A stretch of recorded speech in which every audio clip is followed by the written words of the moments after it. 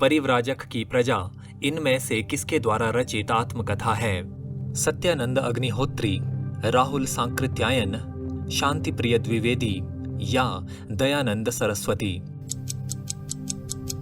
सही उत्तर है शांति प्रिय द्विवेदी।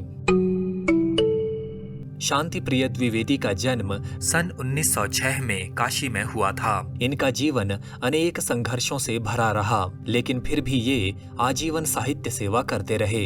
इनकी गिनती आधुनिक काल के बहुमुखी प्रतिभा संपन्न रचनाकारों में की जाती है। इन्होंने अपने जीवन काल में बहुत यात्राएं भी की। जीवन के अंतिम समय में ये उदर के कष्टदायक रोग से पीड़ित रहे, किंतु फिर भी साहित्य रचना करते रहे। 27 अगस्त 1967 को इनका निधन हो गया था। शांति प्रिय द्विवेदी जी ने लगभग 27 कृतियों की रचना अथवा संपादन किया है, जिनमें प्रमुख हैं परिचय, नीरव, हिमानी, हमारे साहित्य निर्माता, युग और साहित्य, सामयिकी, धरातल, जीवन यात्रा, वृंत और विकास, कवि और काव्य, परिक्रमा, चित्र और चिंतन, स्मृतियां और कृतियां आदि। अपनी आत्मकथा परिव्राजक की प्रजा में शांति प्रिय द्विवेदी ने अपने जीवन के संघर्षों और कष्टों पर प्रकाश डाला है।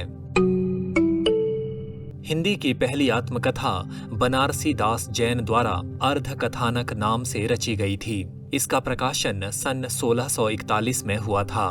बनारसी दास जैन पेशे से एक व्यापारी थे।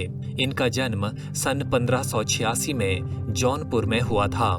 जिस समय इन्होंने इस कृति की रचना की, उस समय इनकी अवस्था 55 वर्ष थी। चूंकि जैन परंपरा में जीवन 110 वर्ष का माना जाता है, इसलिए इस आत्मकथा को अर्धकथानक नाम दिया गया, क्योंकि इसमें जीवन के आधे भाग की ही घटनाओं का वर्णन है। बाबू श्याम सुंदर दास कृत मेरी आत्म कहानी, जो सन 1941 में प्रकाशित हुई, हिंदी की पहली प्रसिद्ध आत्मकथा है। इसमें हिंदी भाषा और साहित्य के विकास से जुड़ी बातें शामिल हैं और नागरी प्रचारिणी सभा का इतिहास भी अंकित है।